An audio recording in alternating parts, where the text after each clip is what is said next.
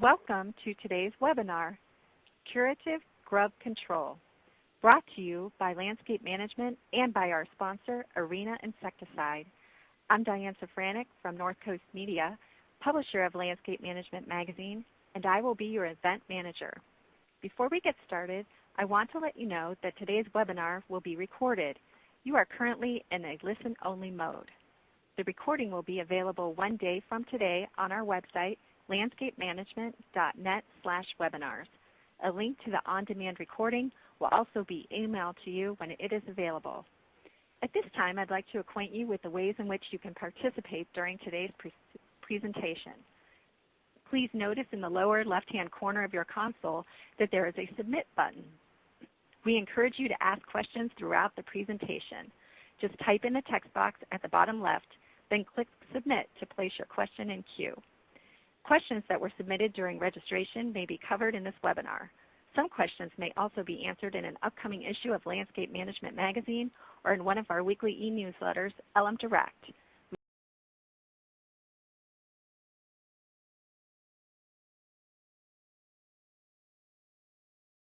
We strive to answer as many of your questions as possible. Finally, if you experience any technical difficulties during today's event, select Help to submit your issue, and assistant producer Joelle Harms or I will personally assist you.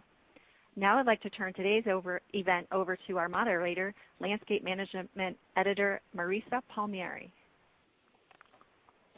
Thank you, Diane, and welcome everyone. Today's topic is Curative Grub Control, and we have two great speakers lined up to cover both the technical and operation sides of this service area.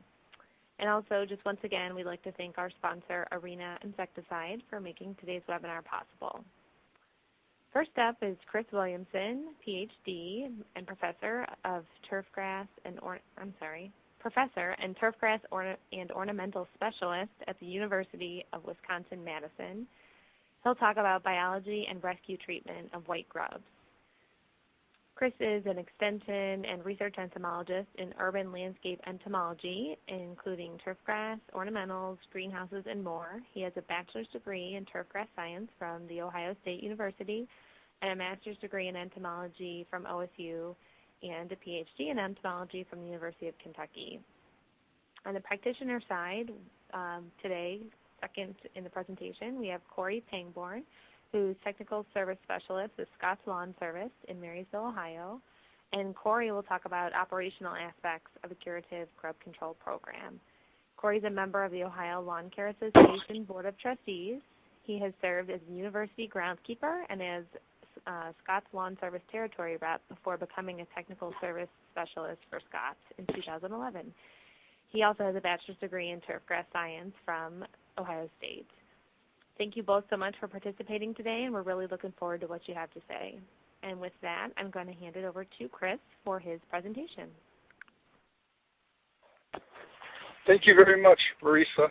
I appreciate the opportunity to speak with everyone today. And as has been conveyed, I'm going to be talking about the biology of the respective white grub species that we contend with, as well as rescue treatments that are effective. And with that, if we could move on into the first slide, Corey, which is the key to success, I'd appreciate that. And for those folks out there, I just want you to be very aware, this is probably one of the most important slides that I will show you today, and that is having a thorough and comprehensive knowledge of the biology. And when I say biology, I'm really talking about the life cycle, the behavior, the habits, and the like of the respective target organism that we're trying to manage. The more we know about that, the better equipped we will be. We also need to know the strengths and the weaknesses of the respective control strategies that are afforded to us. So, you've heard the cliche, keep your friends close, but keep your enemies closer. That's really what we're talking about here. White grubs being our enemy, they're the pests. So the more we know about them, the better equipped we will be in terms of being able to manage them. Next slide, please. In this next image, you'll see the white grub complex that we have to contend with here in North America, and specifically here in the United States.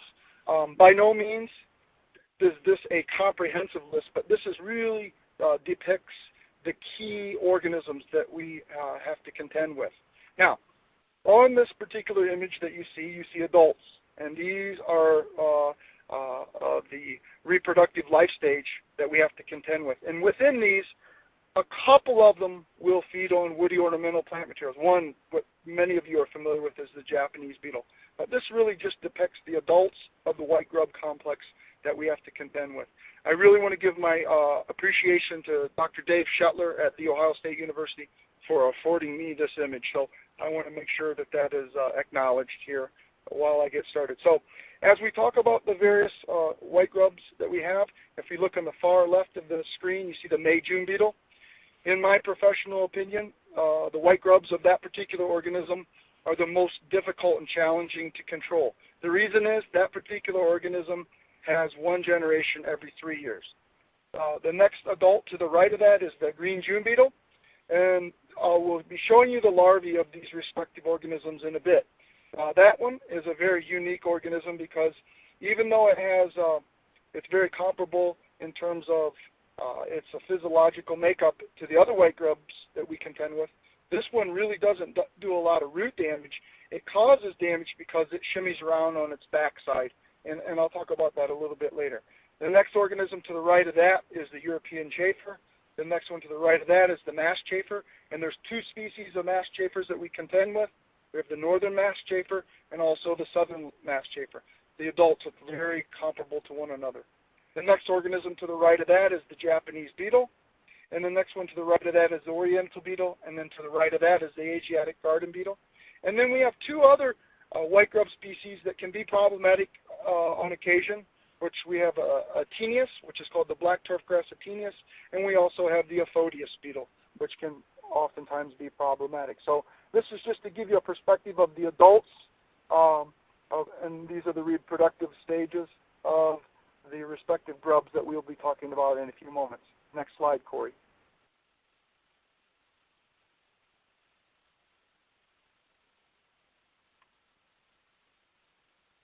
Here you see depicted the life stages of the Japanese beetle. And I picked the Japanese beetle because many of the other organisms that we're talking about are very comparable to what you see depicted here. On the far left side of the screen, you will see the egg stage. Of course, the eggs are produced by the adult females, which is, if you look far to the right, that's an adult on the far right. Once the females are fertilized, she lays her eggs, which are on the far left. Those eggs go through a gestation or incubation period. The eggs hatch. You get first instar larvae. And what happens at that point? They're nothing more than root feeding machines. They feed 24 hours, 7 days a week in the soil on the roots. As they grow and develop, they cast their skin, and they go through a process called molting. They'll make it to the second instar, and then ultimately to the third instar. I'll talk about specific life cycles of respective organisms in a bit. And then there's what we call the transformation stage, whereby the larvae transform, and we call that the pupal stage. They transform into the adults. Most of the organisms that I showed you on the previous slide of the adults have one generation per year. However, there are exceptions to that. I mentioned the May-June beetle, and also, I didn't mention, but I will now, the black turfgrass Atenius can have 2 generations per year. May-June beetle having one every 3 years. The rest of them usually have 1 generation per year. Next slide, Corey.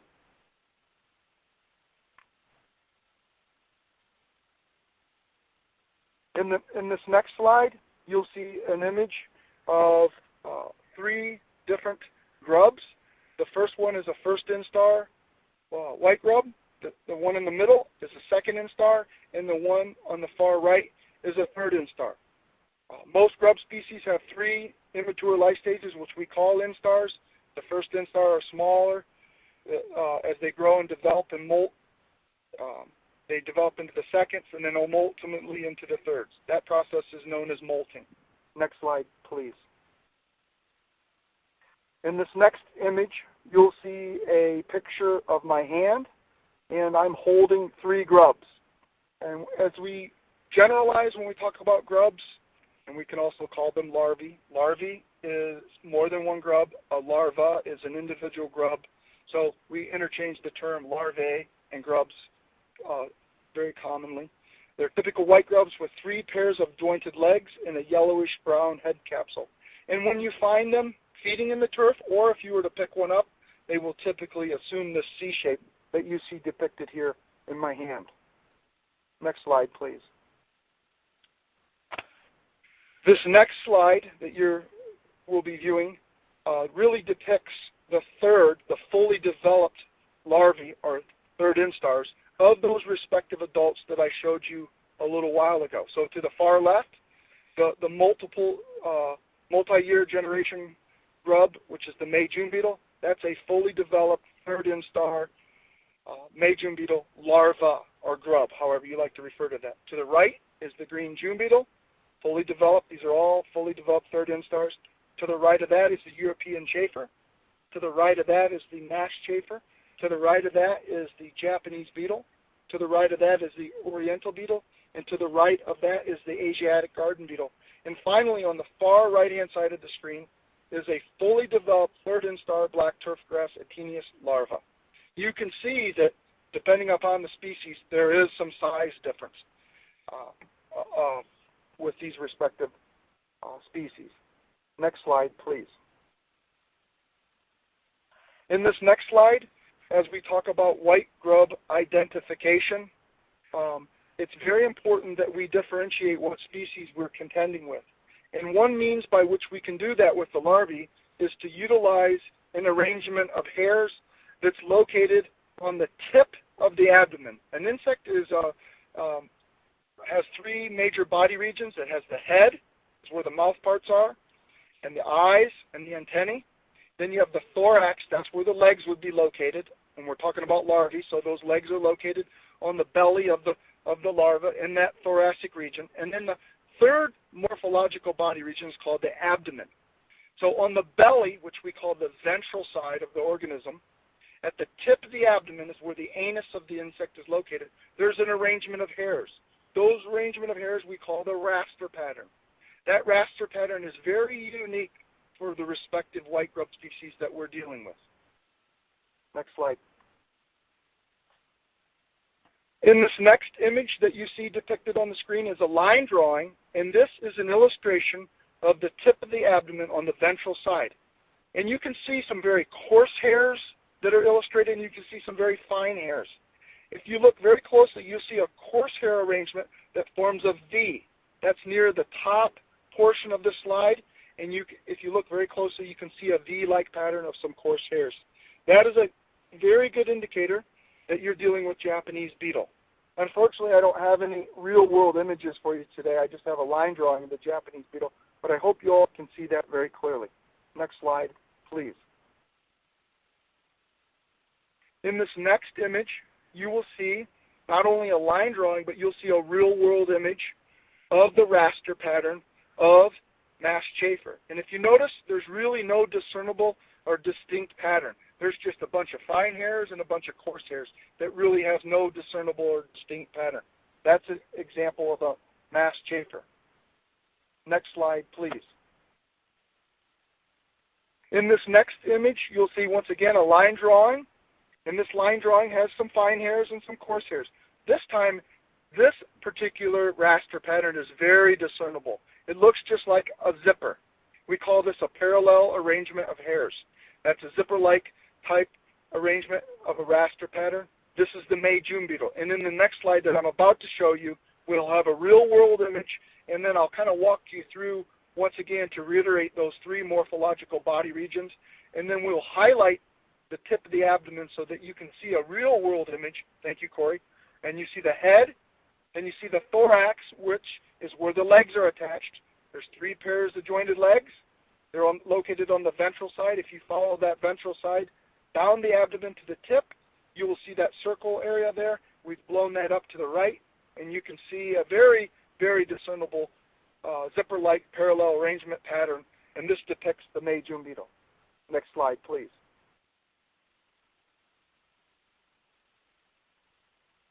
Now, here is the time I'd like to talk about grub behavior and damage. And I've already alluded to this a little bit. As soon as those eggs hatch, those grubs immediately begin feeding on the roots. And when roots aren't available, many species of grubs will feed on organic matter as well. As those grubs grow and develop through that process that I mentioned that's called molting, that's regulated by insect hormones, they consume greater amounts of root tissue, ultimately causing turf damage.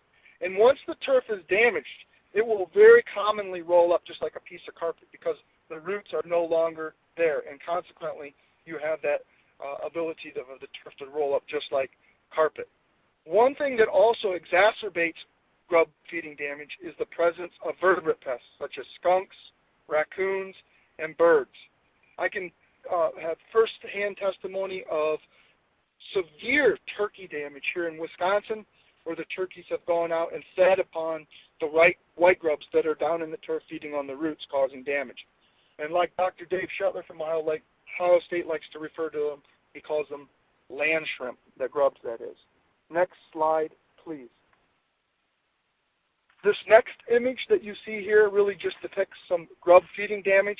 This happens to be a golf course fairway that was severely damaged. And once we walked up to this severely damaged area, we could just pull the turf up just like a piece of carpet because the roots have been severed.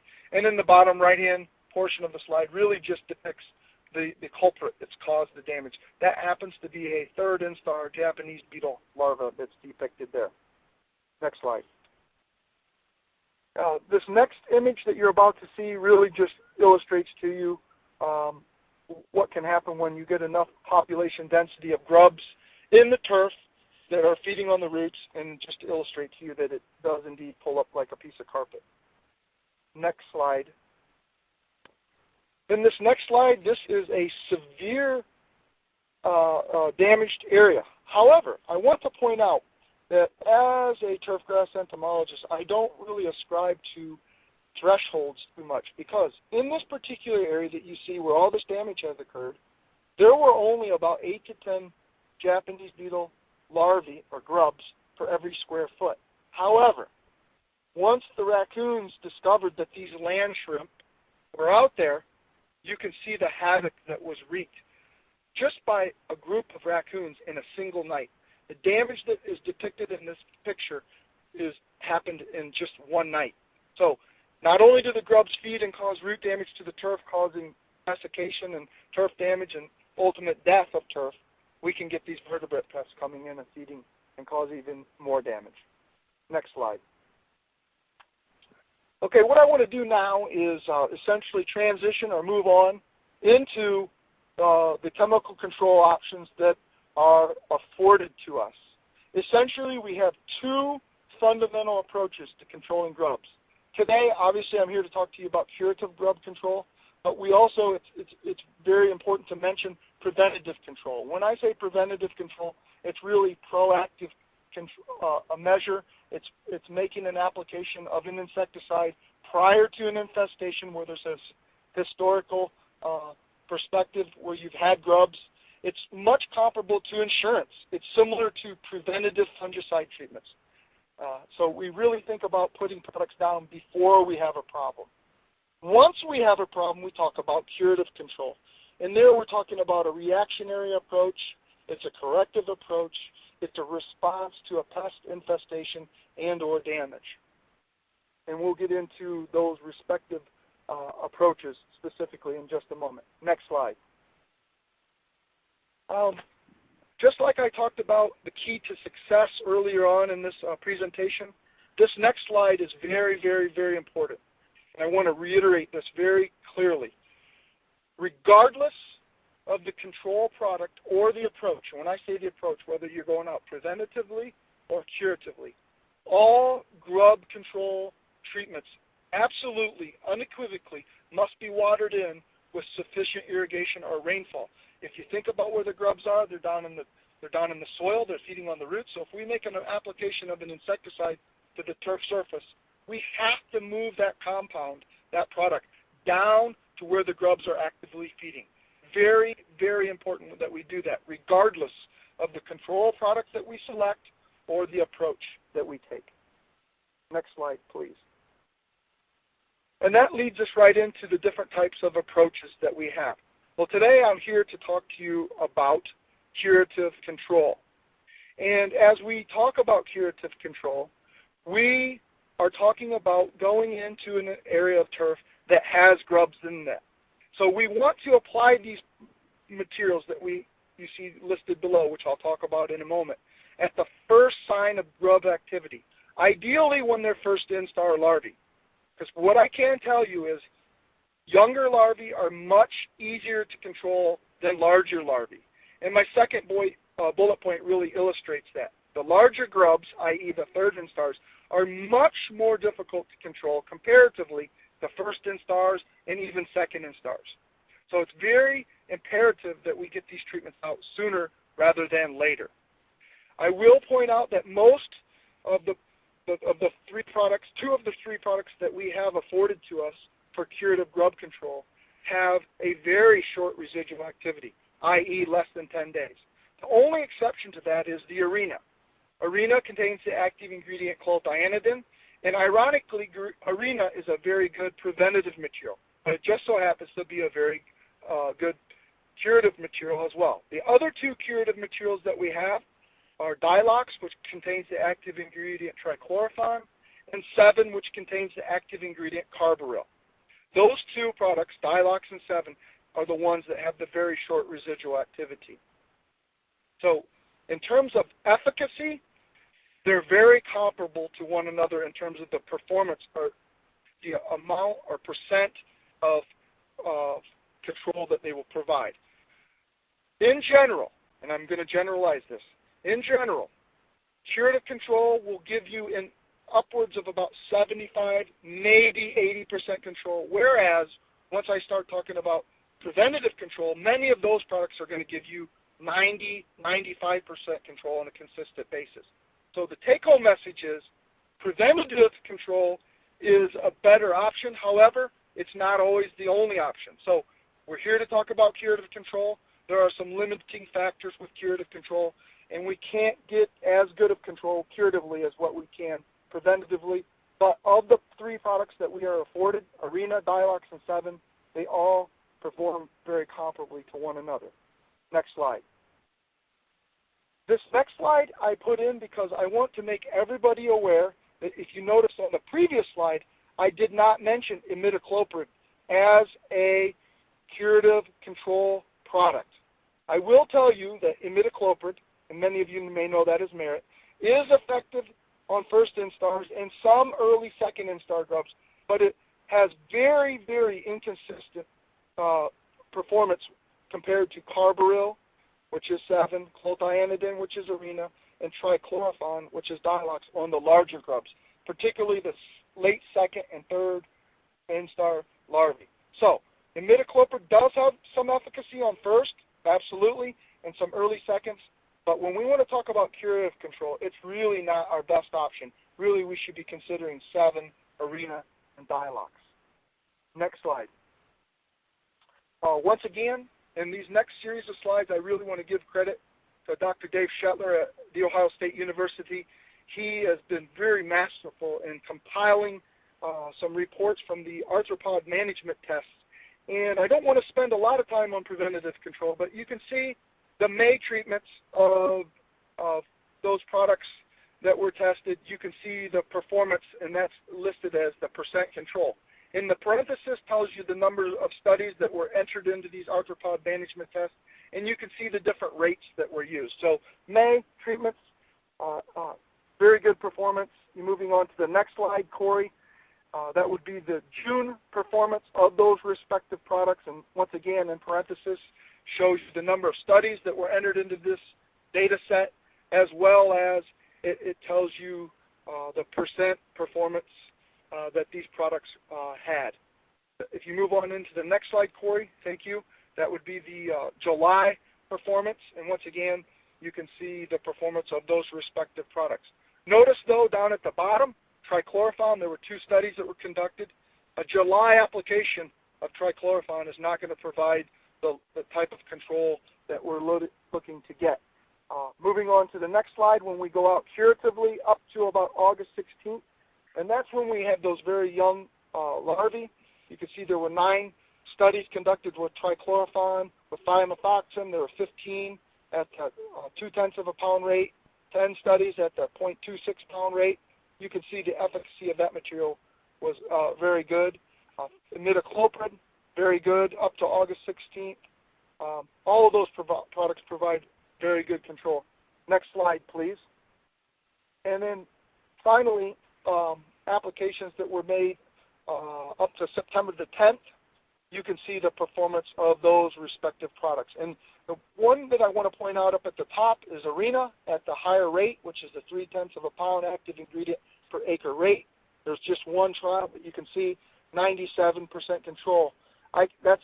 Those aren't my data. I have multiple studies where I've looked at clothianidin, which is Arena, applied at that high rate in the month of September, and my data are very consistent with that and providing upwards of 95% control. Chlorantraniliprole, which is a celloprene, there was one trial in here at the 0.2 pound AI per acre rate. It shows 98% control, but I will tell you consistently my research shows that chlorantraniliprole, which is a celloprene, from a curative perspective is not a very good product. Halofenicide, we don't see that much around anymore. Imidacloprid, you see pretty good results there. There were 41 trials with 92.7%. But if you go back and look at the data, which these data don't represent, most of those trials were with first instar larvae. As I told you, imidacloprid is pretty good with first instar larvae. But once you get to second and third instar larvae, it doesn't perform very well. Next slide, Corey. And finally, I just want to wrap it up with this summary slide just to kind of go over a few things that are associated with grub control. And in this next slide, we just want to illustrate that when we talk about insecticides, we want to select the appropriate insecticide that has the characteristics. And when I say characteristics, the performance, the toxicity, the environmental profile, the cost effectiveness, the class of chemistry or mode of action that is best suited for your particular situation. I know we're not talking about preventative control today, but when we do talk preventative control, we want to apply these insecticides as close to egg hatch as possible. One thing that gives us a little latitude is that many of the preventative materials that are afforded to us have a very long residual activity, right around 100 days or greater. So consequently, it gives us a bigger window of opportunity to apply those materials. Curatively speaking, we want to apply insecticides as soon as the grubs are present, particularly when they're small. We want to target those young first and early second instar larvae. Another thing, and I know Corey's going to touch on this a little bit later, and I haven't mentioned this until this point, but spray volume. Very, very, very important. A lot of folks like to use the permagreens and the Z sprays, and Corey's going to illustrate this later.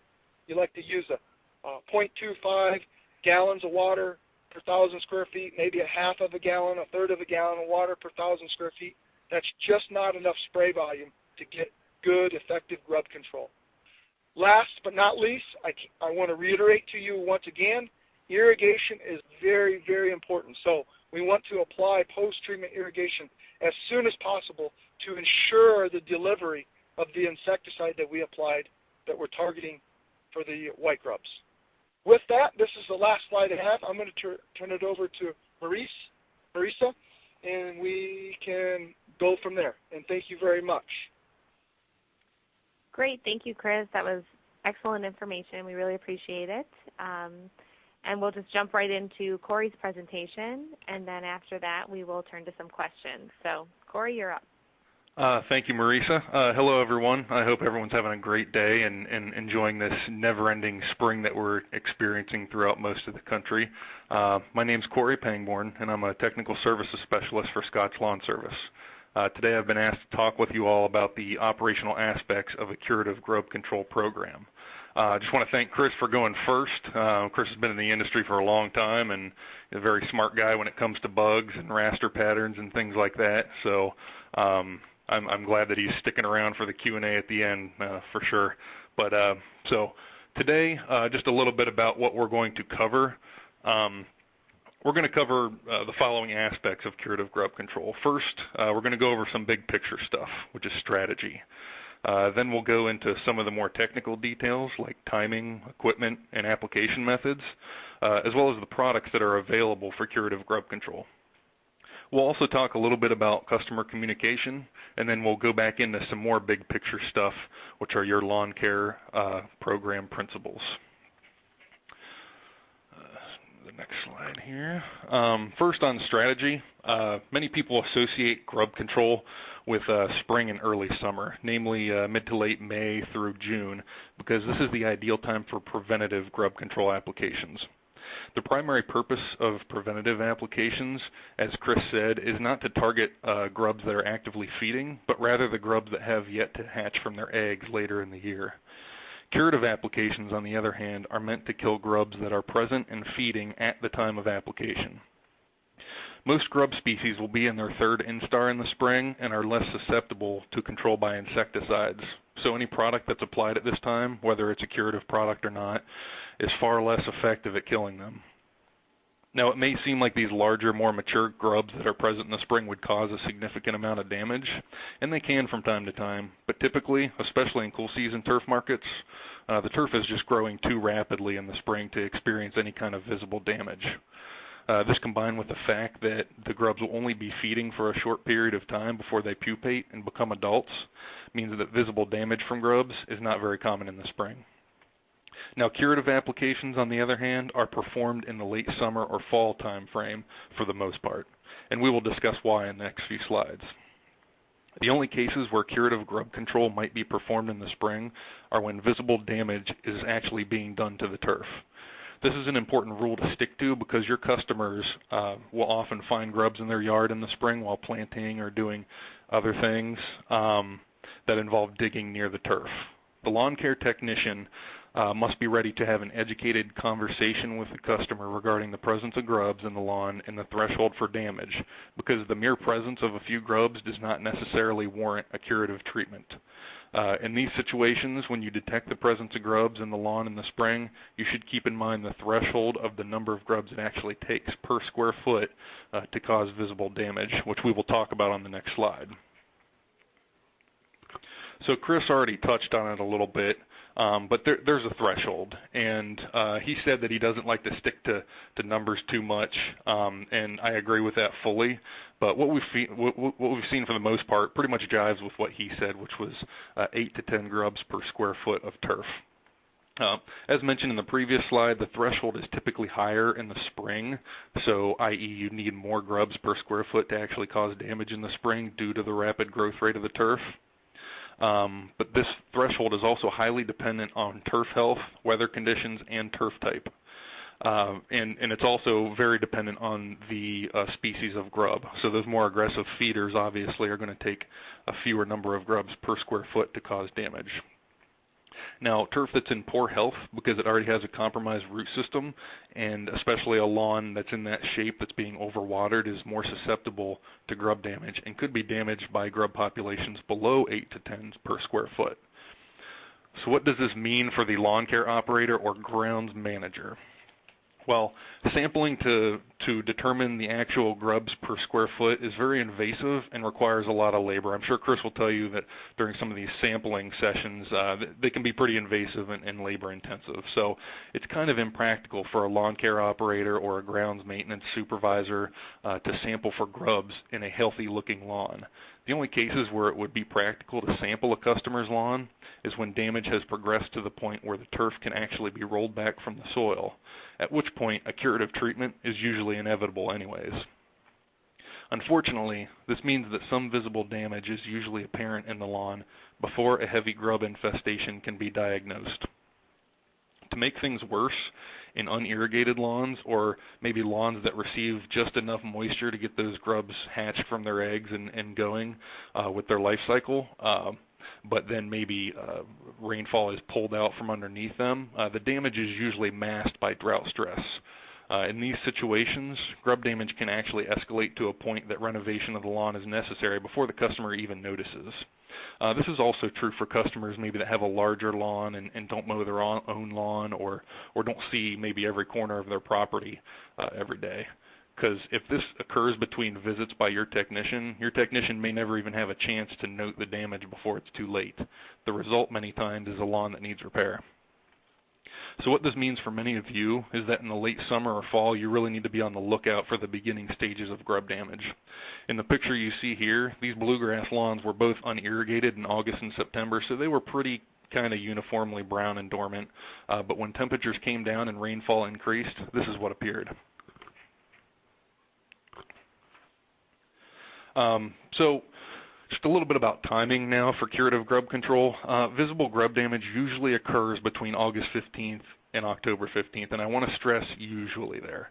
Like I said, it can appear in the spring, and of course it can appear at any time during the summer. It really depends on the life cycle of the grub species that you're dealing with, but speaking from a large lawn care company's standpoint, most of the visible grub damage occurs between August 15th and October 15th, and that's really throughout most of the country.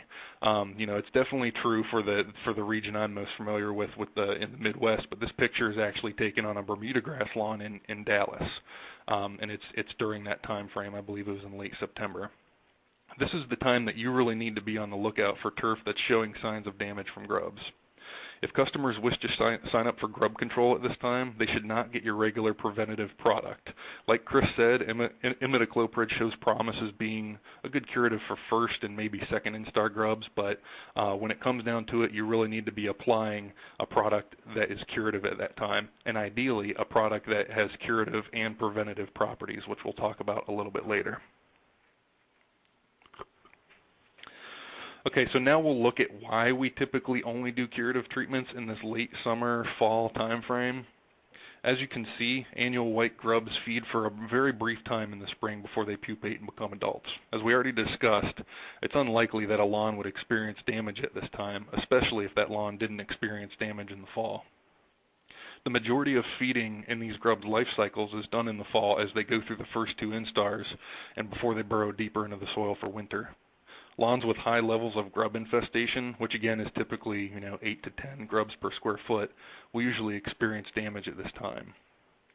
Something worth noting though is that even if the lawn does not sustain major damage in the fall, if there is a heavy grub infestation that maybe kind of causes some slight damage, but nothing worth screaming about, if a curative product is not applied at that time, that population will still be present in the spring, and potentially an already compromised lawn could be damaged even further. Okay, so now we'll talk a little bit about the application equipment and the application methods that can be used for curative grub control and preventative grub control treatments for that matter. But the first option we'll discuss, and the one that in my opinion is less optimal and tends to be less utilized for curative grub control treatments, is a liquid application. And that's at least on the lawn care, kind of grounds maintenance side of things. I'm not sure what the golf course world leans towards, but in the lawn care world, liquid treatments are less than optimal, and there's several reasons for this. The first being tank mix management. So your lawn care trucks are limited in the amount of liquid that they can carry and in the number of different mixes that can be carried at one time. Given the urgent nature of grub control, or curative grub control, and the need to get them performed as quickly as possible after damage is noted, mixing a tank that is dedicated to curative grub control is usually not practical because you don't really bank on most of your customers having grub damage, so you wouldn't really dedicate a tank mix solely to that. This is especially true during a time of year when you're trying to do broadleaf weed control as well. So if you have a truck with a single tank, obviously you've got to pick one product or the other, and it's usually going to be broadleaf weed control. The use of backpack or handheld sprayers for liquid applications of curative grub control products is typically not recommended because these devices are set up to deliver the necessary are not set up to deliver the necessary spray volumes for curative grub control. Plus, it would be very time-consuming for the applicator. Liquid applied products must be watered in soon after application to be effective. The use of higher volume sprays will kind of help move that material closer to the target zone, but watering, no matter how high you take that application volume, watering is still almost always necessary. When calibrating spray equipment, there are kind of ideal spray volumes that really vary depending on what type of control product you're applying. For instance, most herbicides perform best below 2 gallons per 1,000 square feet, all the way down to 1/4 of a gallon per 1,000 square feet in a lawn care setting. Insecticides, on the other hand, should be applied at a volume greater than 1 gallon per 1,000 square feet, like Chris said. For surface feeding insects, and you may even find it optimal to go all the way up to 4 gallons per 1,000 square feet. 4 gallons per 1,000, though, is usually the highest possible volume for even some of your more robust truck-mounted lawn care sprayers. For that reason, 2 gallons per 1,000 is normally adequate for curative grub control applications and is often the preferred volume for lawn care companies for all liquid applications due to tank space and the aforementioned pumping system capabilities. For grub control applications, even if they're applied at the recommended spray volumes, like I said, watering is still absolutely critical. Many of the products that are used for grub control tend to get bound up in the thatch layer, so this extra dose of water after the application will move them into the target zone where the grubs are feeding. For this reason, watering in is especially critical in thatchy lawns. In addition, liquid applications that are made at less than 2 gallons per 1,000 square feet, they can actually leave much of the applied active ingredient on the leaf blades of the plant, unless watering in takes place immediately after application. And this is all kind of theory. I don't know if it's ever been proven by any studies or anything, but in theory, if you don't water and that material is up on the leaf blades, any mowing or kind of mechanical activity that takes place on that lawn after that could redistribute some of that active ingredient, or potentially if the clippings are being bagged and that's a higher cut lawn, 4 inches or higher, you can actually be removing much of that active ingredient if it's not watered in soon after application.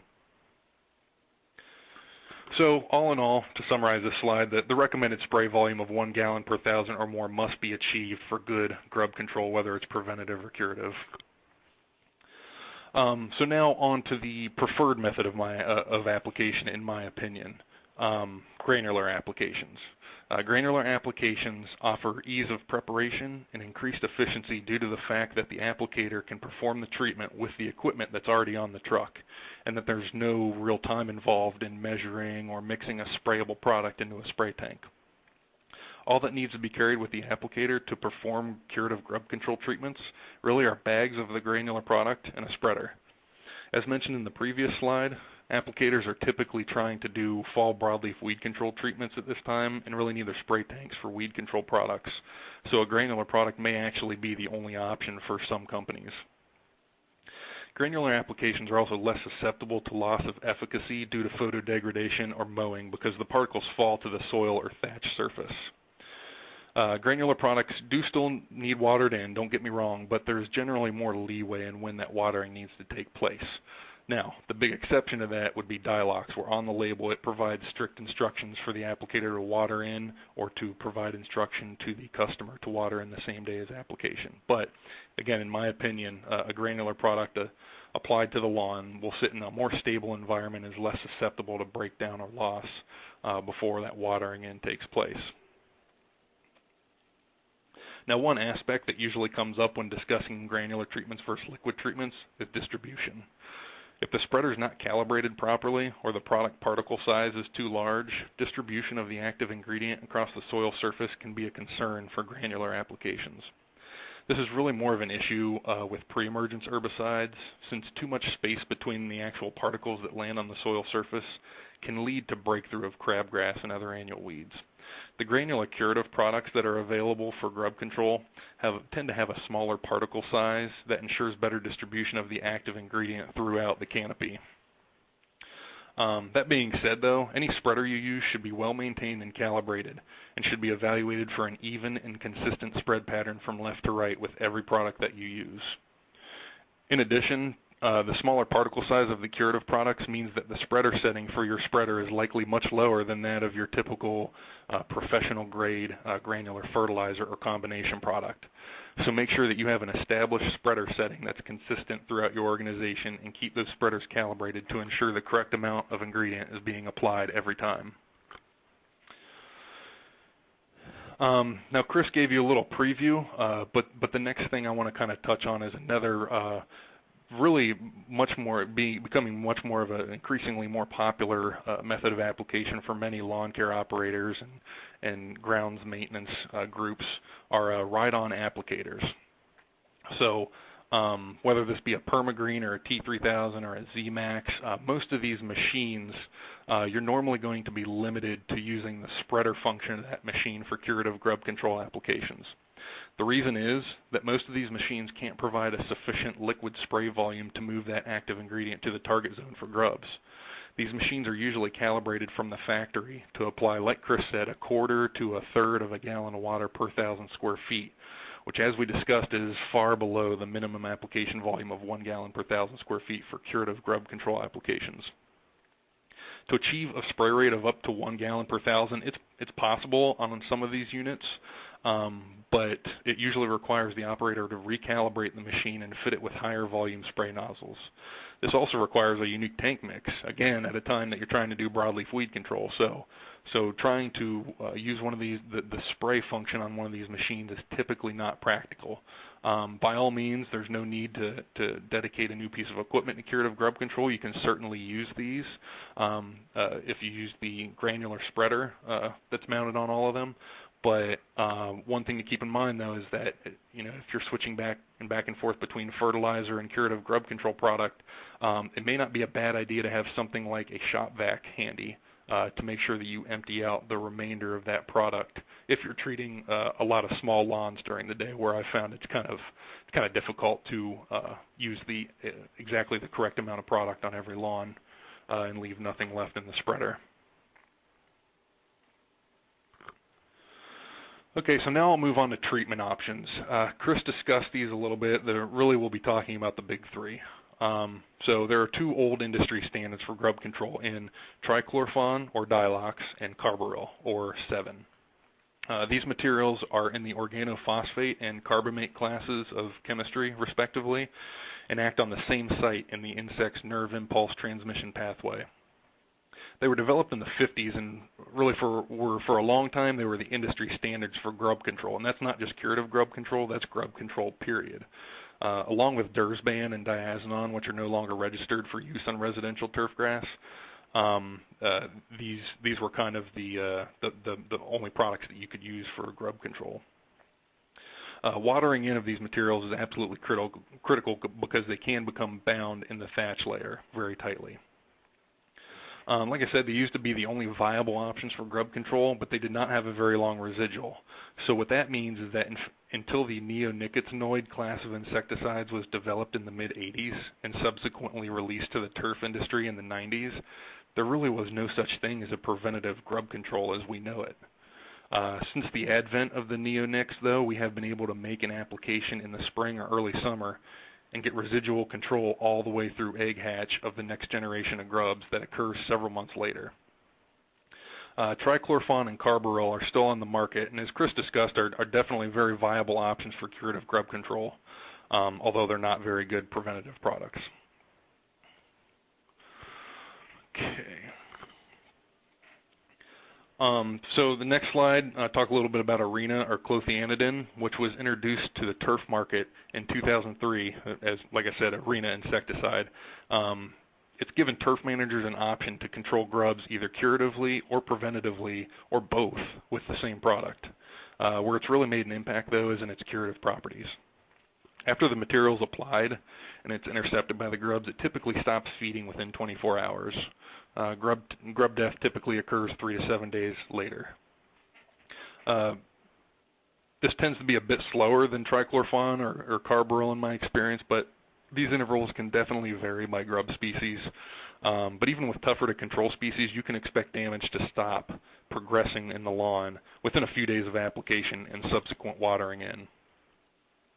All of these big three products, they're all available as a granule or a sprayable formulation. Just kind of wanted to note that. Again, with Arena, it works by inducing convulsions and paralysis and eventually death of the insect, but this process does take several days. As I mentioned, it'll stop feeding within 24 hours, in ideal situations, of course, when it's watered in promptly after application. And then 3 to 7 days later, the grubs essentially starve to death because they're unable to feed. This effect on their nervous system renders them unable to feed, and they essentially starve to death within 7 days. So obviously with this interval, be sure to set proper expectations with your customers, okay? So white grubs will still be visible in high numbers, especially on a damaged lawn, until the bodies begin to break down after death has occurred. The grub pictured above is typically what they'll look like several days after application. At this point, the grub is no longer feeding, but it is still alive. If you set proper expectations with your customer, they will understand that the dead or dying grubs are not actually causing any damage to their lawn beyond what's already been done, and they may be visible for a couple of weeks after application. So now I want to talk a little bit about what's becoming really a big aspect of lawn care, and that's routing. So in lawn care, the routing of your service stops for your technicians is really one of the most important factors in service delivery efficiency. With the advent of GPS navigation and mapping software, the lawn care industry joins many other industries in a new age of precision planning and service delivery management. Things like the number of stops per day, fuel consumption, truck maintenance, and technician work hours have become a much more precise kind of science, and they've become much more easy for the lawn care owner to budget. To remain competitive in the lawn care and landscape industry, companies really must find ways to keep efficiency up through proper routing and planning practices. Now, curative grub control applications really differ from preventative grub treatments or from your regularly scheduled lawn treatments in that they're usually scheduled and performed within a very tight window. Curative applications that are spurred by customer call-ins are usually cases of heavy grub infestations that are getting worse by the day, so they should be given an urgent or ASAP status and performed within 48 hours. Grub damage that's noted by employees of your company other than technicians, like in-field sales associates or field managers that happen to be in the neighborhood, they should also be given urgent status once the customer is contacted and an agreement worked out vis-a-vis, payment and whether it's going to be for free or what. Grub damage that is observed by technicians during a regular visit can be treated on the spot, again, if that curative product is in the truck and he has a spreader. If the customer is not currently a grub control customer, they should be consulted first and a decision should be made as to how to proceed. In these situations, you should rely on your program principles to determine your next steps. And we'll discuss program principles shortly. So customer communication. As we've discussed, customer communication regarding curative grub control, it can be a little tricky. But there are some basic things that you should cover with your customers who are getting or have gotten a curative treatment. First off, the importance of preventative grub control should be emphasized to those customers who have experienced damage but who have opted not to receive a preventative treatment previously. Even if grub control was not promised, your customer, or if it wasn't promised by you, or if it wasn't ordered as an add-on service by your customer, they may still feel that the money they've spent with you is a waste if they do experience damage in their lawn from grubs. And this is not good for either party. So, again, we'll talk about program principles on the next slide, but those definitely come into play there. And something else to remember here is that, as Chris said, curative treatments have about a 75 to 80% success rate. So if you have a lawn that you know is going to have grub damage in the future, you really need to try to get your customers on a preventative program where you can get upwards of 90% control. The other critical topic when it comes to customer communication is watering. We've mentioned this several times, so I won't go into too much detail, but watering in after a curative grub control application is absolutely critical and must be performed in the absence of rainfall in order for the treatment to be effective. Okay, so now as promised, we're going to talk a little bit about program principles.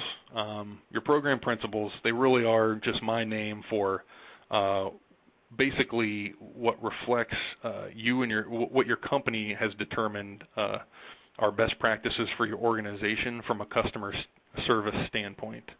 They're really your company's philosophy in regards to what is included in your core program and what counts as a chargeable service versus what does not. Your principles should also dictate how you communicate to your customers regarding the program. The first thing to consider when you face a customer who has grub damage in their lawn is what you have promised to that customer. Have you told them that you will control lawn-damaging insects? If no distinction is made between surface insects like chinch bugs and subsurface insects like grubs, and you've promised insect control, the customer may interpret this as including white grubs, even though you may have only applied a surface insect control product. If grub control is included in your program and you have applied a preventative product, did you provide a season-long guarantee? Most companies do, and you're wise to because many other companies are. If so, any grub damage on these lawns must be treated for free with a curative product, obviously, to make good on that guarantee. If damage is severe enough, though, and no action is taken with a curative product, you may be faced with reestablishment of the entire damaged area on your dollar because of that guarantee.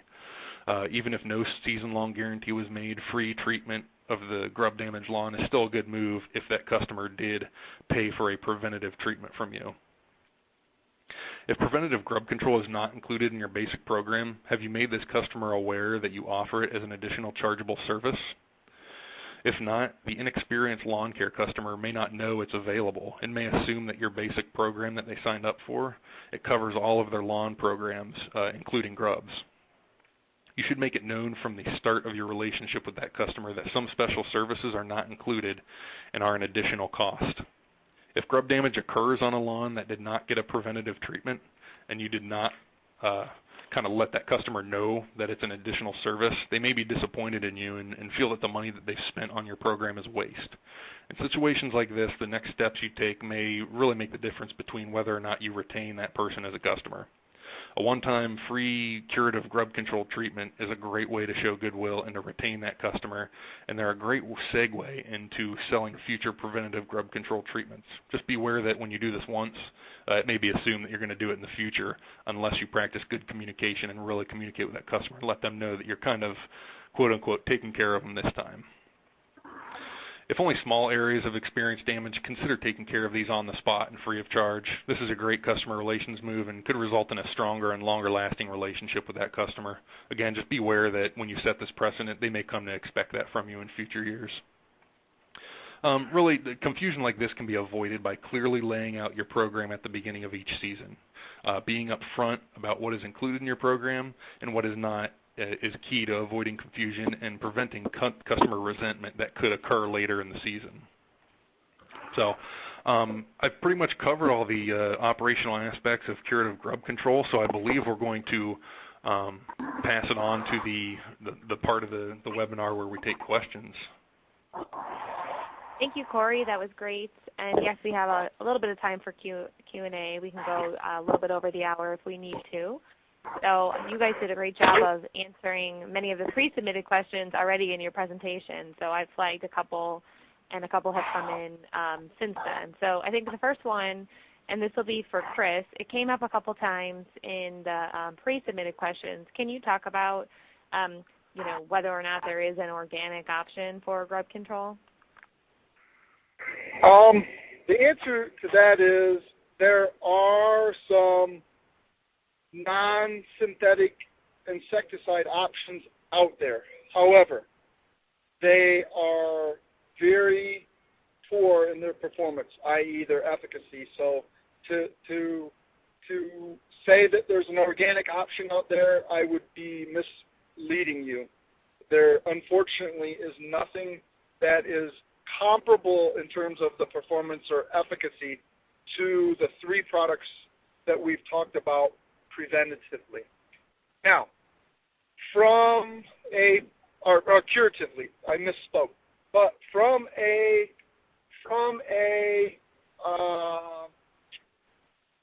preventative perspective, we do have a new product, and it's not commercially available yet, but it probably will be very soon, that is efficacious preventatively. And it is a biologically based product, and whether it will be deemed an organic product, I cannot confirm that. So as we stand right now, there are no organic products that are effective. Okay, great. Chris, we'll stick with you on this one. Can you talk about just whether, expectations on whether or not grubs will be a problem late in year this year? Oh, I have absolutely zero idea in response to that because it's going to be dependent upon geographic location. It's going to be dependent upon the grub species. So I have no idea if grubs are going to be a problem in particular areas or not. I will say this, I can speak to Wisconsin. We predominantly have Japanese beetle here, and we are at least 2, if not 3 weeks behind in terms of growing degree day units and consequently the development of grubs. So our grubs will be late here. So that's as far as I can speak to that end. Okay, well that makes sense. That's helpful. Here's one that you both can probably touch on, but Chris, we'll stick with you. Do you, this one just came in during the presentation. I think you touched on it, but I'll ask it since somebody asked it. Do you consider arena to be a preventative option? Absolutely. It's an excellent preventative. The preventatives that are afforded to us are Acelepryn, Merit, Meridian, and Arena, and they are all very comparable in their performance. So yes, absolutely, Arena is a very good preventative.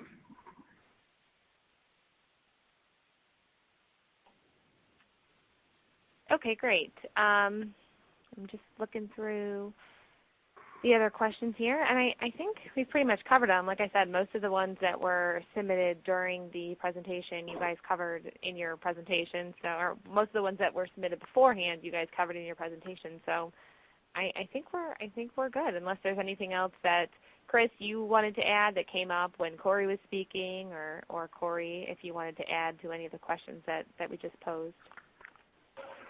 As far as I'm concerned, Corey did an outstanding job. He covered everything very well, and I don't have anything else to add. Neither do I. Okay, great. Well, thank you, gentlemen, both again. We really appreciate your time and knowledge today. And then we're going to turn it back over to Diane so she can wrap up the webinar. Great. Thank you, Marisa. Thank you for attending the Curative Grub Control webinar. A recording of this webinar will be posted on the landscapemanagement.net website and will be emailed to you 1 day from today. Please visit the Landscape Management website for information about future events like this one. Thank you for attending and have a nice afternoon.